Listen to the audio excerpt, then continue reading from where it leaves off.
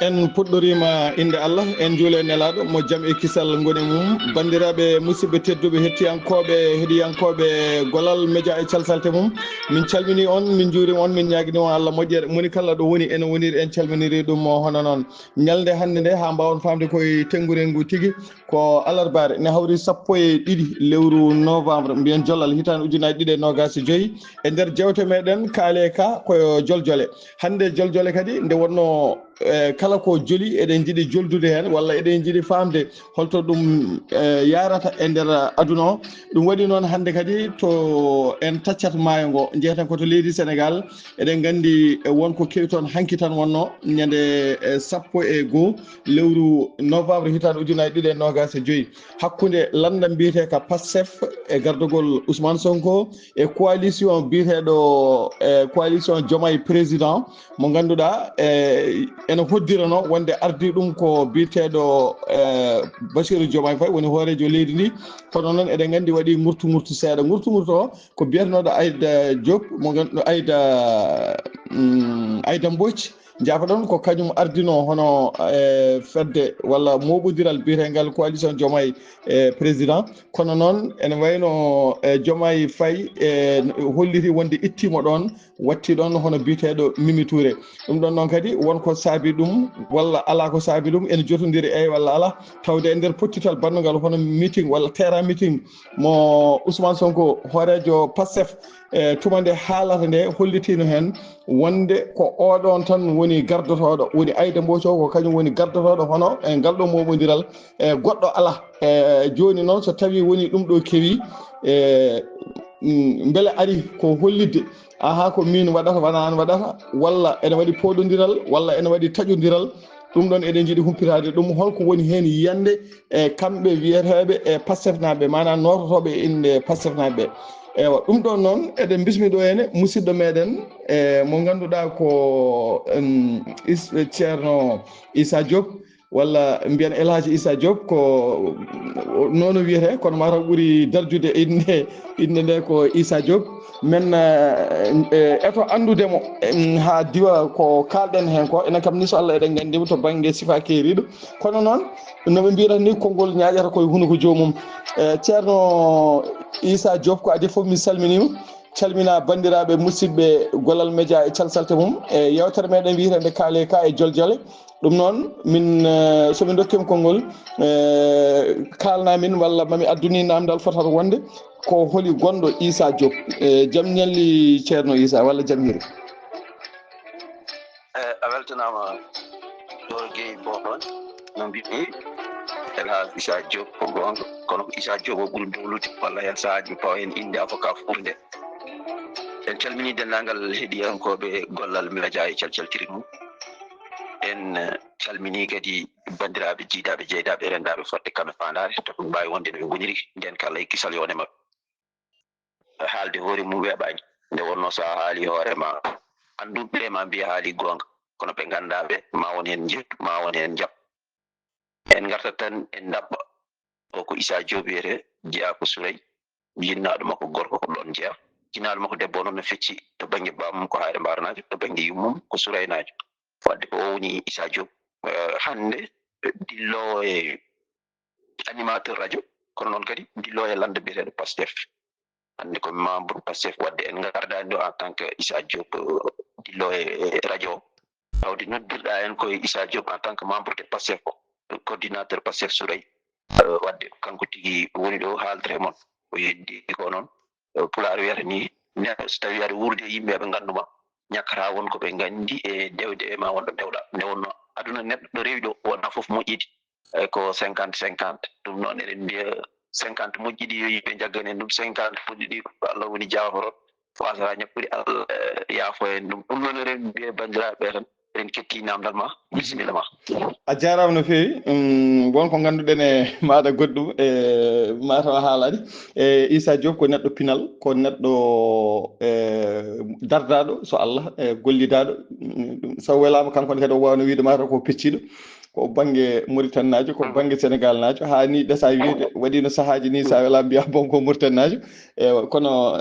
noon enen mbiyata maayo wona keerol ɗo mbawɗen noddede hen fof eɗen mbawi toon notade kadi mi andina wonde en koye fattange mawɗo dañde hono maɗa woni ɗum ko kaalo taw pular laaɓɗo ceer pular mo yimɓe gandi o mo yimɓe pamata o taw kadi ko nototoɗo e landa Pastef min nde wonnoon mbiɗa andirma ka neɗɗo pinal ka neɗɗo daraniɗo pular e ɗum weeɓanani minen gayi so Allah weeɓanani min gayi taw kadi ko kaalo pular laaɓɗo ceer ɗum noon Allah waɗi kadi ka neɗɗo média ɗum waɗi mbiɗa sikki kadi maɗum min dañi hen ko jiɗɗen dañde hen ko wona mbiɗa sikki mbeɗa yanana ko wawi hen wonde foof somi jumani oɗo saaha joni gonɗa ko Dakar ete nawnoma toon walla mi anda so tawi kadi ko ɗum jumri mbiya kam ko ɗum jumri walla ene jeeya hen a notima e dillal bannogal toon ngal woni pottital bannogal toon ngal Ousmane Sonko haalno terrain meeting o ko adi foof ko kewi hanki hol yiyande moɗon hen onon fedde Pastef naɓe hol yiyande mon oɗo Aïda Mbodj ko itta ko e ko wiya wonde ko oɗo lomtina beele oɗon qirri ɗum walla ala beele eɗum weñi e mon sababu no wonde hoorejo Ousmane Sonko haalino ɗum ete ɗum ɗon laataki a jarama a weltanama kadi en garin Dakar ko haaju kono noon caggal ɗum tawde en jahat garten mbiɗen yen pat ha mitino ɓenna tawde Ousmane Sonko noddi tawde jeeyaɗen koye ardiɓe en jeyama kadi ɗiɓe ga kono noon e waɗɓe yiɓe haysino ko délégation gari e inde wuuro men to jeeyaɗen ɗo woni gonɗen coordinateur Pastef ɗo wona ɗum ko duttoro tarik seeɗa haade men arde e mitino saabu wonko adi ɗum so tawi wiyama caɗele mbaɗi hakkude Diomaye e Sonko na wawi ɗum ñakkata to banggue politique nde wonto ɓe gummoɗi haaɓe jettiɗo nden wona coalition nden ko Pastef e hoore mum wonno ene haaɗe ha yetta ɗo yettiɗo ene juuri kono noon garten tan ko coalition Diomaye président wona coalition Diomaye président wiyatno coalition Sonko président ɗum tafano ha paari ha defa ha pindi Allah waɗi Sonko andi candidature mum waɗi caɗele itti Diomaye Sonko président o watta Diomaye président wadde arɓe heew arino guila Sonko ene termineno ene wona candidat nden sen jii Diomaye en kamɓe fof ɓe kaɓorno ko Sonko e won candidat comment ko candidat Sonko anda yahata nde watta Diomaye président wadde Diomaye ardi coalition Diomaye président ɗum kadi yo laaɓ wona Diomaye ardi heddi noon hande e nder inde makko woni président de la république e inde coalition ardi coalition ko biyeteɗo Aïda Mbodj ene jogui ko wiyete conférence de leader ko dendagal parti ji natɓe coalition ko kamɓe mbaɗata toon réunion ji mabɓe ɓe tawtorte eyyi Diomaye en tant que président en tawtore mais Pastef ene jogui neɗɗo mum kadi tawtorteɗo en tant que parti Pastef e Diomaye koye Pastef jeeya ko wona ɗum ko Aïda Mbodj woni gardiɗo coalition Diomaye président mi wiyata goɗɗo ene jeeya e Fuutanke mo gandumi ɓe Ibrahima Abou Guet ene jeeya e coalition Diomaye enene makko ndendi commune gowlo o jeeya ko Idiaɓe kanko woni président parti IPD min mbaytotere lebbi ɗiɗi ɓennuɗi omo artanami e caɗele coalition Diomaye président holko woni caɗele mabɓe saabu guila Diomaye jooɗi ɓe waɗa président guila nden ɓe kalditta saabu ɓe joguiran ko groupe WhatsApp Aïda Mbodj ardi guila nden ala tamaɓe saabu kañum ene jogui nomination mataw kañum ardi ko wiyete DER caggal ɗum bon ɓe keɓata message uji Diomaye walla haala mum walla haalande mum walla yidde jodade mum nde wonno parti so mbaɗi allié coalition won foof ene yiiɗi yitade hoore mum dañi tan yoga e mabɓe heɓɓe postuji heddiɓe jejjira ɗum watti on dille kaala toon hande min mbattinto haaldude nde o haali kanko e hoore makko wonde e ɗo e daawal garo aɓe paari so tawi ko foti waɗede ko waɗama ɓe keddo so waɗaka maɓe kaal walla maɓe jaah walla maɓe jaltu ɗum ene tijjano wadde Diomaye président coordinateur o ko Aïda Mbodj cikkuɗen o gasnino golle makko daawal makko hawo fodde lebbi ɗiɗi wadde koye mois de mars wonno ɓennuɗo sen jejjirama walla septembre jaafoɗon sen juumi caggal ɗum Sonko waɗi terrain meeting haali holko woni e fewjede ji Abdourahmane Diouf yaltino kañum e hoore mum waɗi haalande noddi on Mimi Touré hay so ɓe ɗeɓani haalde wonde hannde eɗen nganndi ene waɗi yimɓe yiɗɓe sernude Sonko e Diomaye tawi ni wona e nder coalition ummi ko caggal sabu won liggotoɓe ɗum e parti londiɓe pour hannde ko haɗi ɓe fewnirade walla ko haɗi ɓe wonde walla woni caɗele maɓɓe fof Sonko wa tawi ɓe mbaɗi divisé Sonko e Diomaye maɓe dañ ko ɓe jiiɗi e Diomaye ko ɓe keroro Diomaye hankkadi ɓe mbaɗa ko ɓe jiiɗi ko Sonko ene andi ɗum ko ɗum woni ko sali sabu en jii won jogiiɓe nomination ngaji tawi koye Diomaye ɓe ngala bureau ji e nder palais présidentiel te ko Diomaye nomi kono holko haɗi ɓe jaɓa yoɓe gon palais wadde wonko salary e maɓɓe Abdourahmane Diouf o wonno ko ministre eyyi jafoɗami tan mi relance ɗon seeɗa mbiɗa ko Sonko woni caliɗo ceeral o kono elle kadi wonno jiirata aɗa ɓesa wiide ko Sonko ni woni gonɗo e provoquede saabu e nder terrain meeting he o wi wonde Aïda Mbodji ko kañum laatoto président coalition Diomaye président ete sen juumani communiqué mi jofna namdal ngal nde e nder communiqué jaltuɗo o ene feeñi hen wonde kanko Diomaye o andini kanko Ousmane Sonko wonde ɗum ɗo keewi guila ñande 10 lewru septembre ete so Ousmane Sonko darima publiquement wi wonde biyaɗo ñoheteɗo wonde ina ardoyo coalition o ɗum laatota koye aduna beele wona wadde mo défier kanko Diomaye Faye arandi probléme min mi janngani tubankore so Allah kono eɗen jogui probléme janngude tubankore ɓe soit ka jayniyanke walla ka jiɗɗo eɗen jogui caɗele holno yimɓe lirdata texte hewɓe pirdata texte kono jiɗirni mami aroy hen wona holko winda e communiqué Diomaye président o bisimilla o adi fof o jarni ko Aïda Mbodji o wi a timmini gollal ma wona sanga nde mbatten e coalition Diomaye gardiɗa ɗum ha ñande le 24 mars 2024 wona joni noon Aminata Touré ko nomaɗo Mimi Touré ko nomaɗo walla ala ko biyaɗo wonɗo ha mbaɗen organisé Diomaye président ƴeewen gardoɗo hay ɗum ɗo ene sirti ardinede directement officiellement e wonɗo ɗowa ha dañen gardo ha pewnitinen dañen gardoɗo wona gotum wadde communiqué o yimɓe dutto e lirde ɗum no fewi en dañi ɗen caɗele e nder datkase men gardo hen seeɗa so tawi a rokki kam seeɗa mom laɓɓirmi eyyi bisimilla aɗa wawi ha joni aɗa wawi laɓɓirinde so tawi wonko leerani hen bisimilla ala ko tawde toɓɓere ma nde ɗo ko hen yimɓe yewnude après so en gaari gasnoyde tan dokka kam seeɗa eyyi bisimilla tawde invité ɗo en tant que membre de Pastef o wona journaliste walla ɗo janguiyanke o eyyi joni noon jiɗɗen wiide kanko kay omo andi Sonko kaalo omo andi coalition Aïda natti ardade gollal mum gasi o foti hesɗitinede joni noon won poɗɗo wattede goɗɗo kanko omo wi jortu tawde o wiyama yo ɗowo ha dañan gardotoɓe omo jogui to banggue hakkille makko wonde o ene jogori ardinoyeru coalition o wi noon goɗɗo ardora coalition so wona Aïda Mbodji wadde firti kanko omo yiiɗi Aïda Mbodji arta ko wonnoɗo en tant que gardiɗo Pastef kadi o haali haala goɗko yimɓe donki fan o wi ko coalition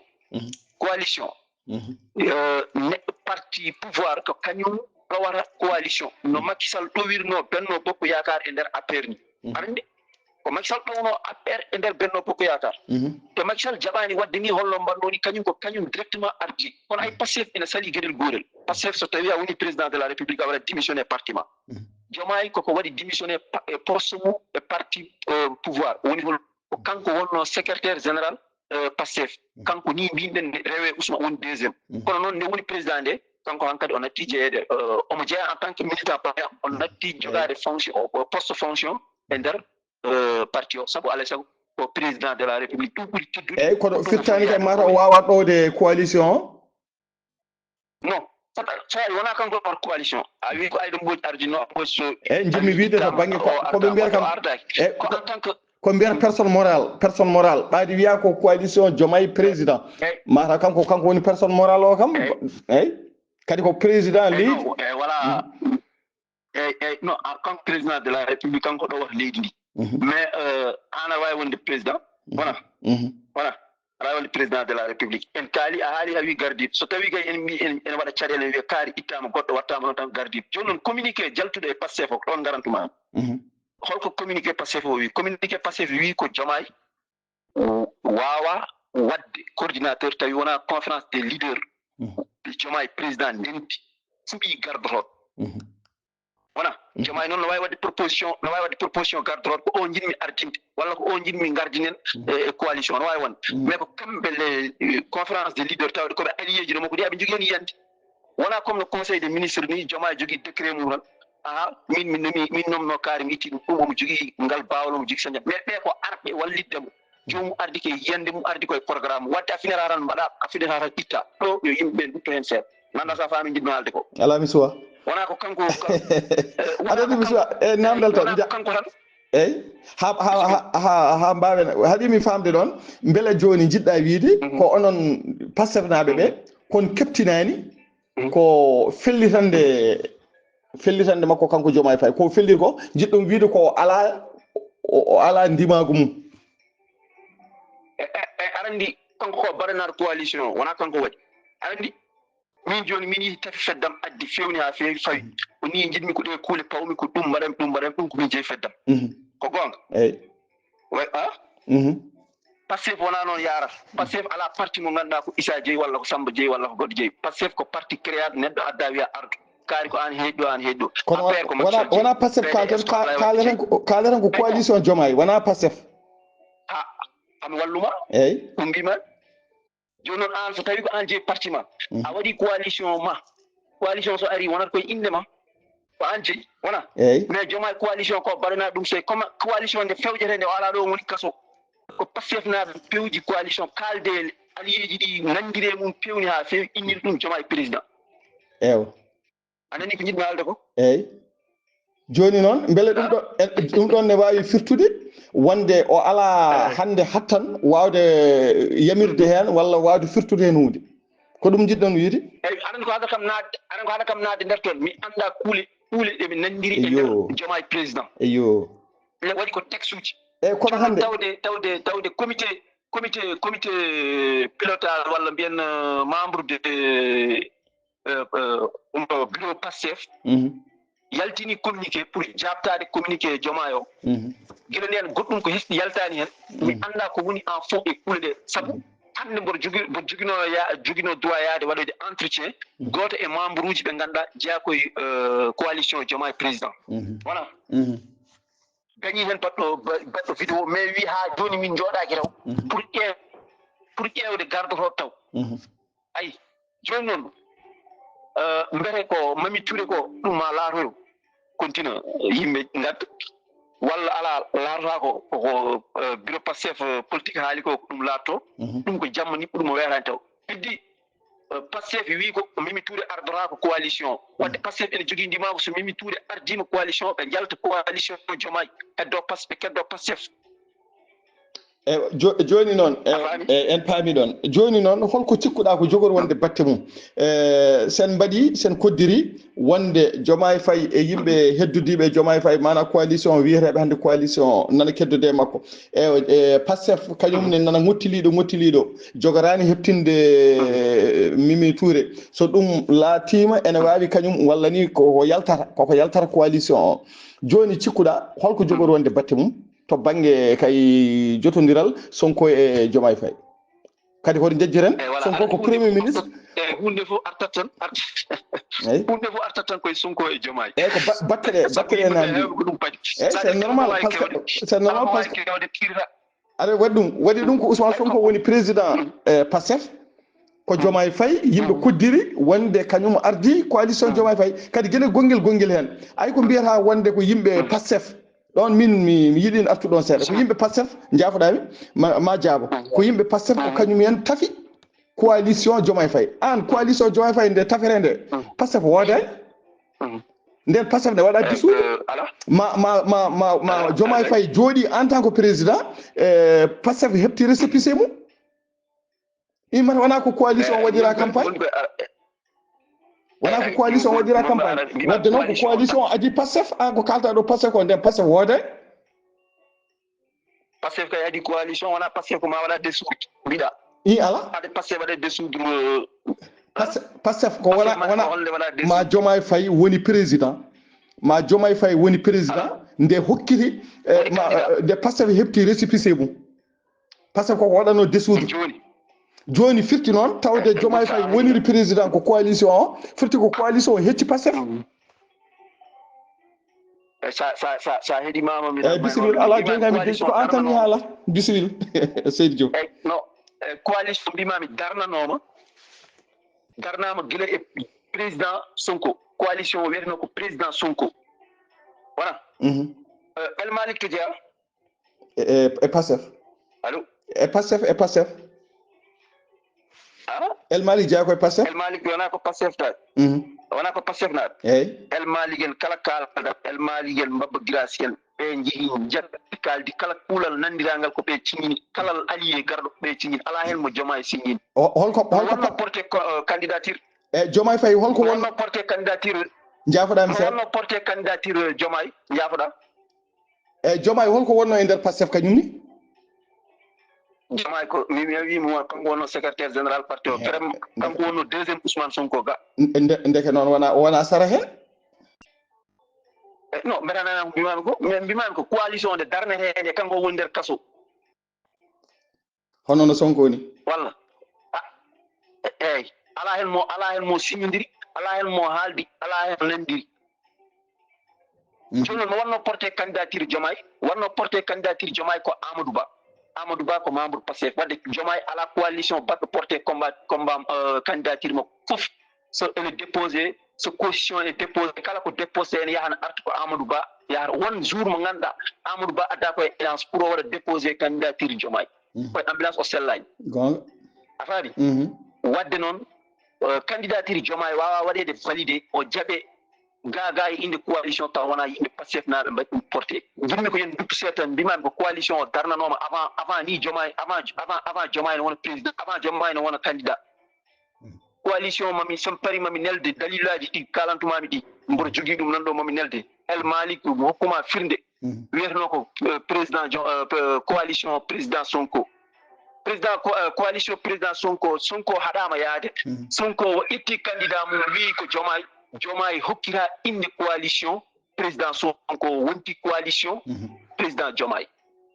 mi ari hen nane wadde nditiraka waddede Pastef waddede desoudre ɗum ko inde Pastef parti o natti heftinede to banggue lawol mais Pastef koye ene wuuri saabu yimɓe Pastef ene keddi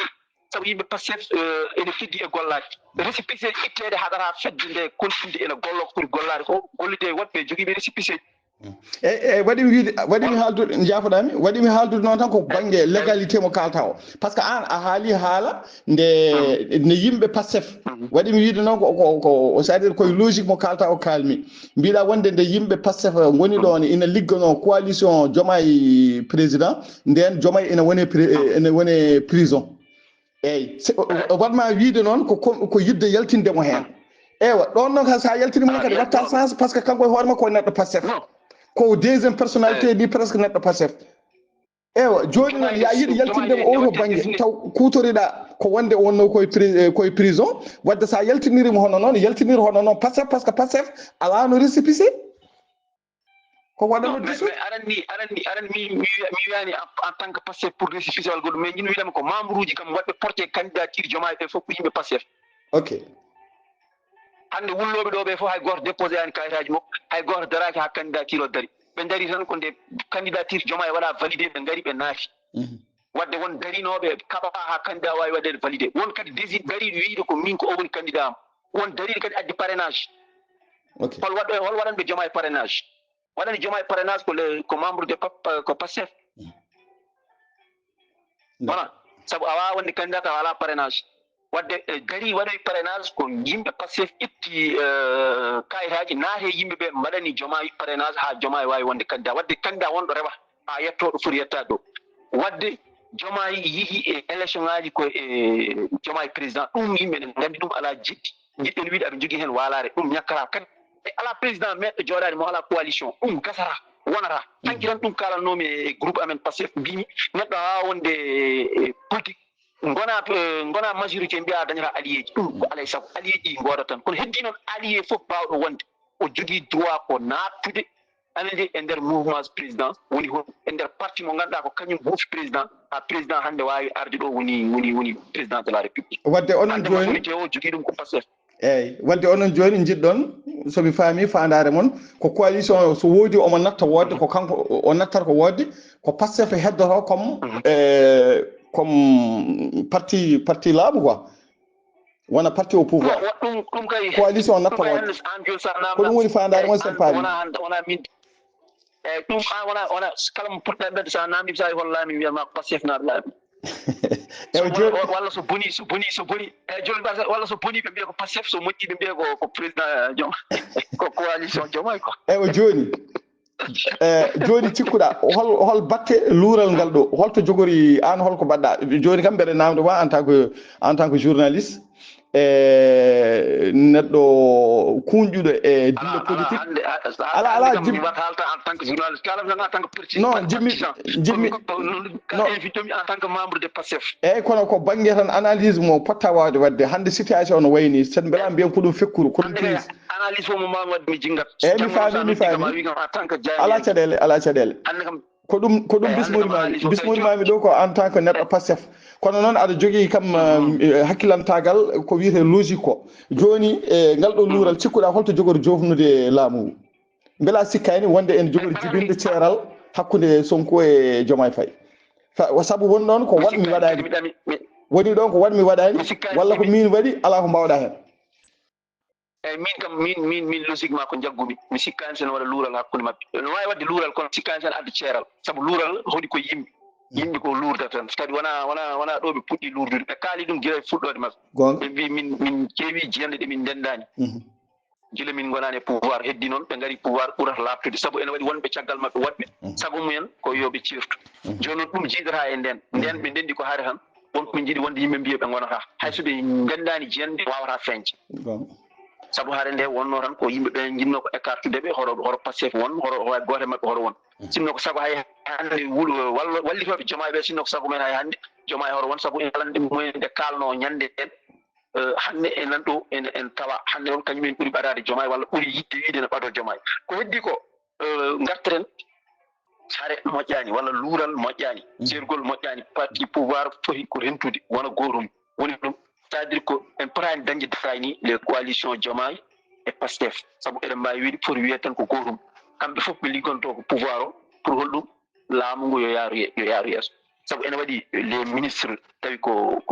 allié ji laamu ngu walla leydi ndi yo yaaru yeeso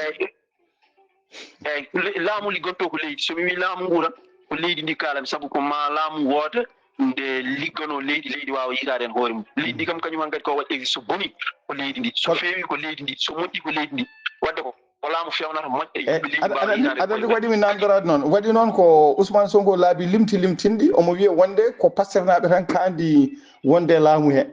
nde wonno mata ko ɓen gonɗini ko ɓen gonɗini projet mo haalata eyyi c'est voilà c'est à dire ko sa addi hunde neɗɗo salima hunde nde ha hunde nde laarima ari o wi omo jeeya hen hayso tawi ko gonga aɗa wawi jeynudemo hen kono a hoolata komo temedere dow temedere wona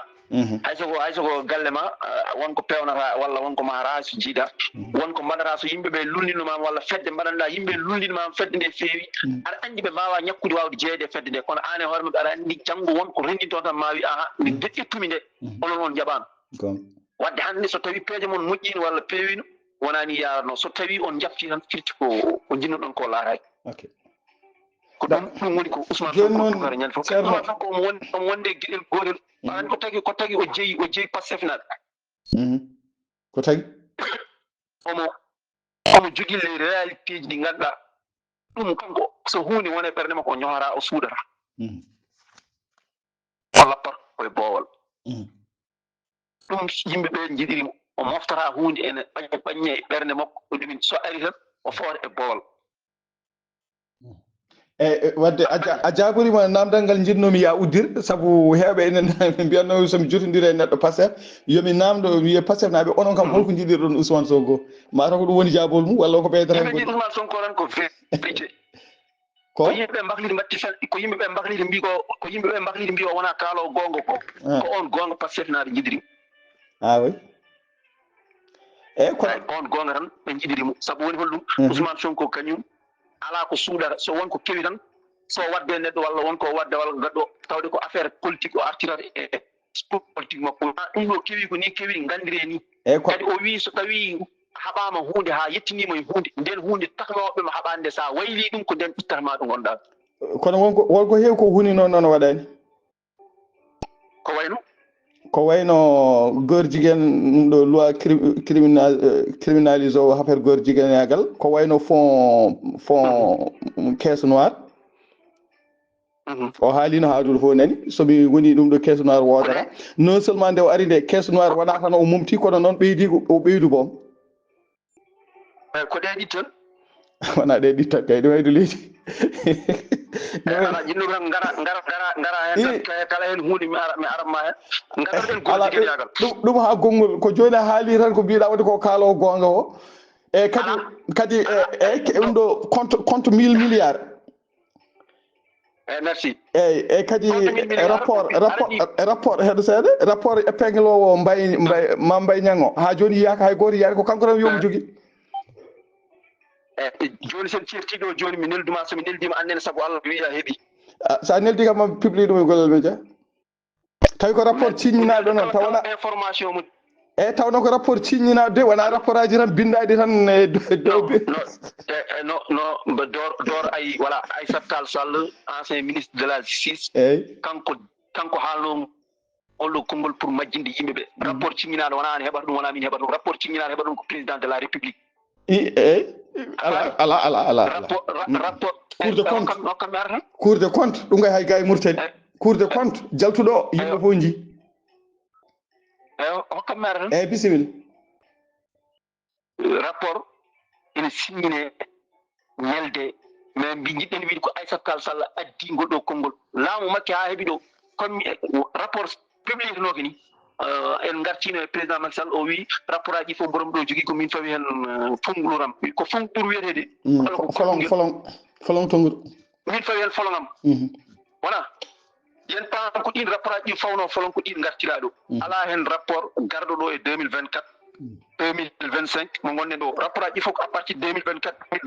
2023 2021 ha 2018 2017 wadde ɗiɗo rapport aji mbaɗɗi épinglé laamu Macky Sall fof ala hen mo engagé yimɓe ɓuuɗo laamu ok wona rapport aji hannde Sénégal kala rapport nan waɗa publié nan arandi Sonko o wi ko 1000 milliards wona yimɓe fof mbi o fenat wona eyyi cour des comptes ɗi publié rapport hanki walla hecci hanki nde cour des comptes ɗum publié nde arandi no foti woni konto arani foti tawa hen 1340 milliards tawa hen somi pari joni o mami envoyé ɗum directement eyyi so Allah jaaɓi eyyi ko yidde wiide tan enen jayniyankoɓe partisan yagal walla jingudi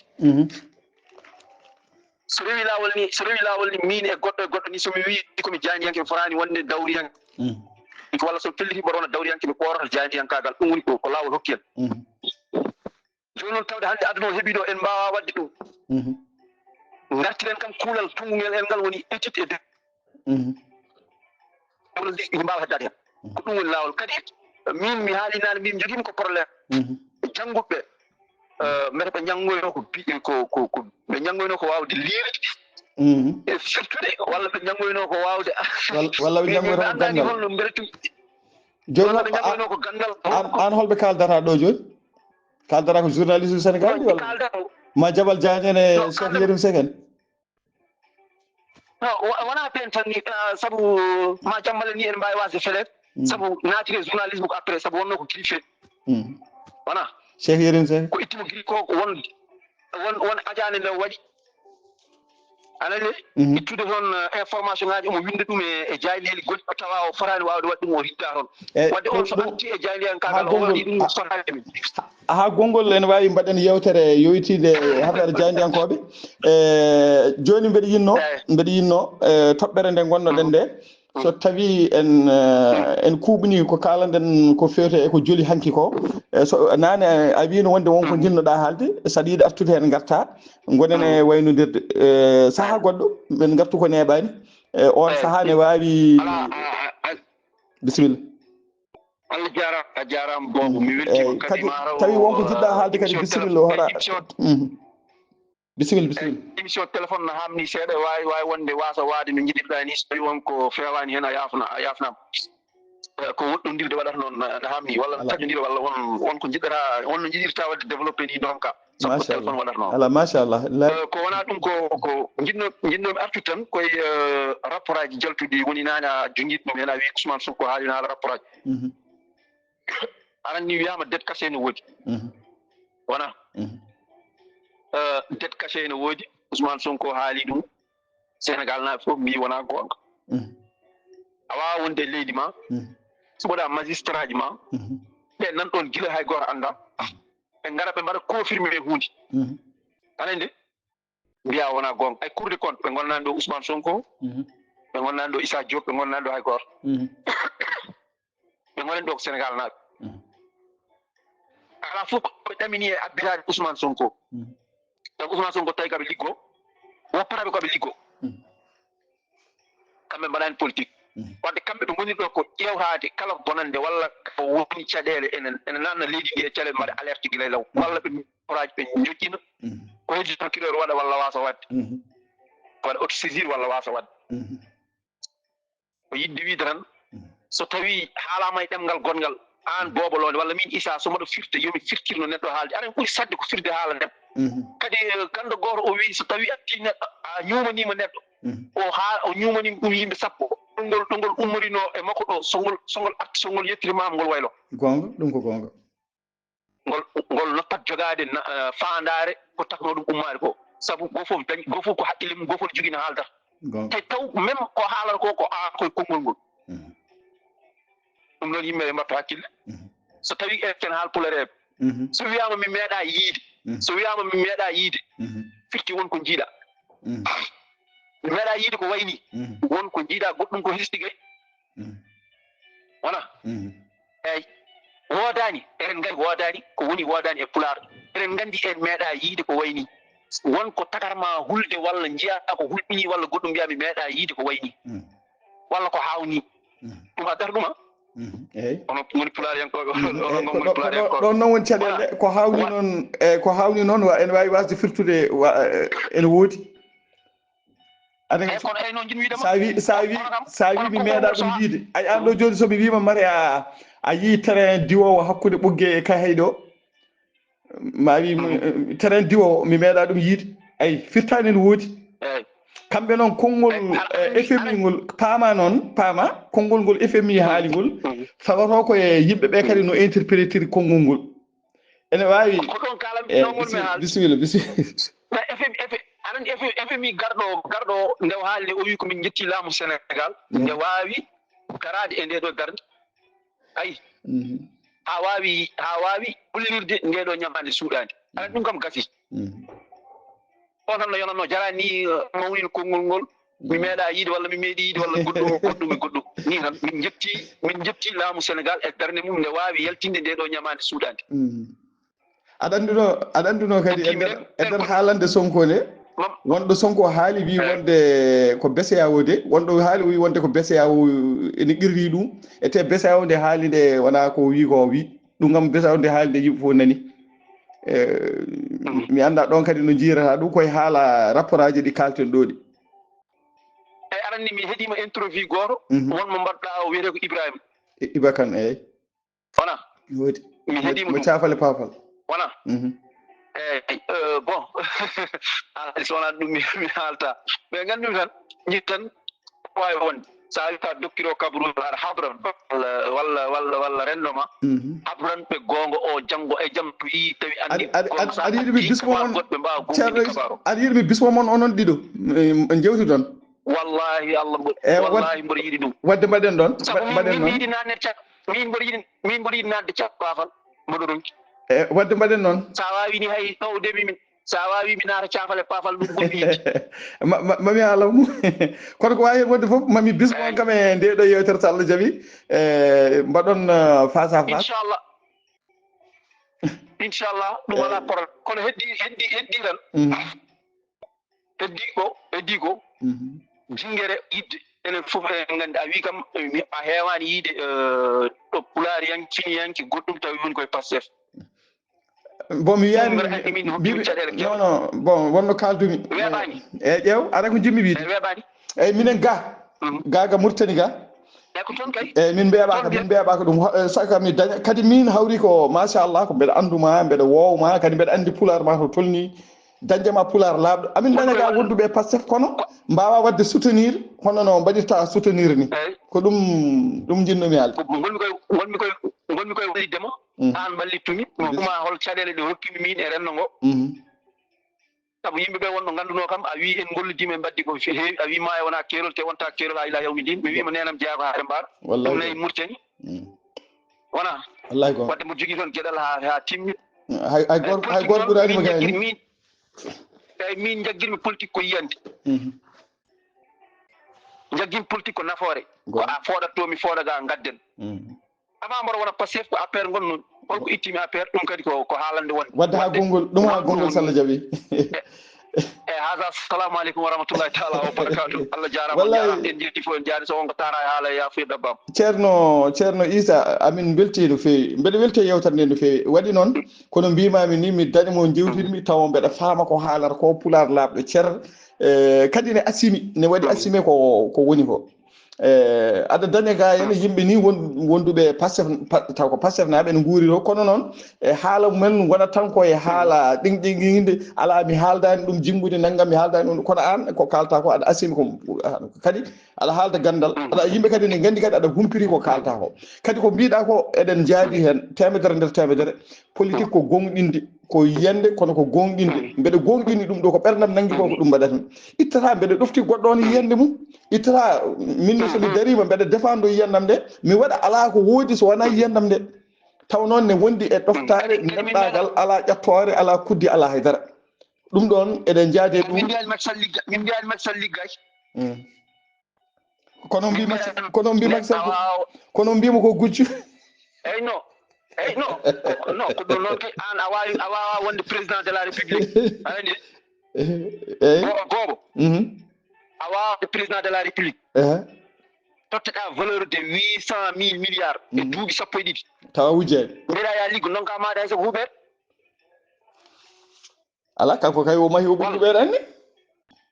non ɗum mbimi ko an a wawa wonde président de la république dokkeɗa valeur de 800.000 milliards e duuɓi sappo ani de donka made hay soko huuɓede Macky Sall kay alay sago on gotto sabo nawi 1000 milliards kono heddi ene wawno ɓurdude ɗo minen ko noon min mbi wonno yenciniranno no wawno ɓurde yalla onon de ha joni ceerno Issa onon de oɗon pouvoir mi cuwa yide oɗon kam hay nguuna taw merci beaucoup ay sa tawi en gari on ɗum ɗo mi haalanma de ɗi Pastef waɗi c'est la première fois histoire Sénégal min ko jibinani faade hande joni mi meeɗa nande maaro important maaro watte ko importé dartinama e leydi nde sowona hikka ɓenɓe nande ɗum so Allah jaɓi capannayi e duuɓi nayyi so Allah jaɓi ceerno Issa wallahi beltima no fewi a jarama no fewi mami haalani hen détail ɗi ganduɗa heddi noon ko nannete hakkillaji yimɓe ko eko pamminte ko eko woodi ko ene woɗɗodiri enen noon eɗen gandi rendo men ko noon wayi ɗum eɗen jaɓa ɗum a jarama ceerno Issa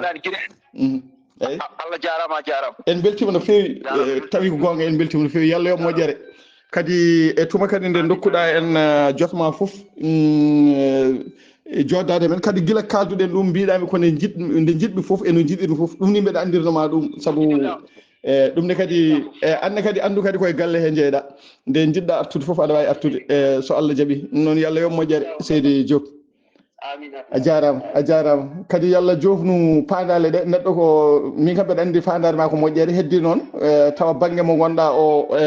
beele ko banggue moƴƴo o walla ko banggue mana somi wi moƴƴo ko banggue mo cikkuɗa aɗa wawi yettidirde toon alan wawi tawa woni o ko toon woni alan wawi tawa ko coyniɗa ko aɗa wawi ɗum ballade ballonoɗa ɓamtare ballonoɗa kene adda deeƴal kene adda kadi kisal e nder banggueji ɗi kala ha tengti noon kam e oɗo saaha to leydi Sénégal a jarama seydi Diop yallah yo moƴƴere